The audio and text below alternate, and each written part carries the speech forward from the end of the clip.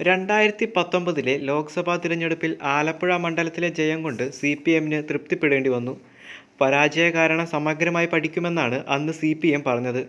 വയനാട്ടിൽ മത്സരിക്കാനെത്തിയ രാഹുൽ ഫാക്ടറാണ് പരാജയത്തിന് കാരണമെന്നാണ് സിപിഎം പറഞ്ഞത്. 5 വർഷത്തിനു ശേഷം 2024 ലോക്സഭാ തിരഞ്ഞെടുപ്പിലും കനത്ത പരാജയമാണ് സിപിഎമ്മിന് നേരിടേണ്ടി വന്നത്. അതോടെ പാർട്ടിക്കുള്ളിൽ തന്നെ അതൃപ്തി പുകയുന്നുണ്ട്. എന്തെങ്കിലും കാട്ടിക്കൂട്ടിയിട്ട് കാര്യമില്ല, തോൽവിയുടെ കൃത്യമായ കാരണം മനസ്സിലാക്കി പരിഹാരമാർഗങ്ങൾ സ്വീകരിക്കണമെന്ന ആവശ്യമാണ് ഉയരുന്നത്. മണ്ഡലാടിസ്ഥാനത്തിൽ സമഗ്ര പരിശോധനയ്ക്ക് ഒരുങ്ങുകയാണ് സിപിഎം. പാർട്ടി വോട്ടുകളിലെ ചോർച്ച തോൽവിക്ക് ആക്കം കൂട്ടിയെന്നാണ് സംസ്ഥാന സെക്രട്ടേറിയറ്റിലെ ചർച്ച. കഴിഞ്ഞ ദിവസം സിപിഎം പിബിയിൽ കേരളത്തിലെ സ്ഥിതി സംബന്ധിച്ച ചർച്ച നടന്നു. തൃശ്ശൂരിലെ സ്ഥിതി അടക്കം ആഴത്തിൽ പഠിക്കണമെന്നാണ് യോഗത്തിൽ ഉയർന്ന നിർദ്ദേശം. ഇത്രയും വലിയ തിരിച്ചടി തിരിച്ചറിയാൻ കഴിഞ്ഞില്ലെന്നും ബിജെപിയുടെ വളർച്ച തിരിച്ചറിയാൻ കഴിഞ്ഞില്ലെന്നും യോഗത്തിൽ വിമർശനം ഉയർന്നു. ലോക്സഭാ തിരഞ്ഞെടുപ്പിൽ ഒരു സീറ്റിൽ മാത്രമേ സിപിഎമ്മിന് ജയിക്കാനായുള്ളൂ. ആലത്തൂർ ഒഴികെ എല്ലാ സീറ്റുകളിലും തോൽവി ഏറ്റുവാങ്ങി.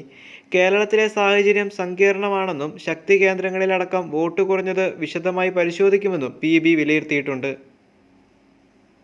അതിനിടെ തോൽവി വിലയിരുത്തുന്ന യോഗം തിരുവനന്തപുരത്ത് പുരോഗമിക്കവേ തോമസ് ഐസക്കിന്റെ പ്രസ്താവന സിപിഎമ്മിനെ കൂടുതൽ വെട്ടിലാക്കിയിരിക്കുകയാണ്.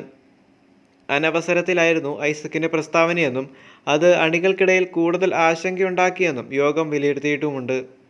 പാർട്ടി ജനങ്ങളുടേതാണെന്ന ബോധ്യം വേണമെന്നും തെറ്റുകൾ തിരുത്തണമെന്നുമാണ് ഐസക് പറഞ്ഞത്.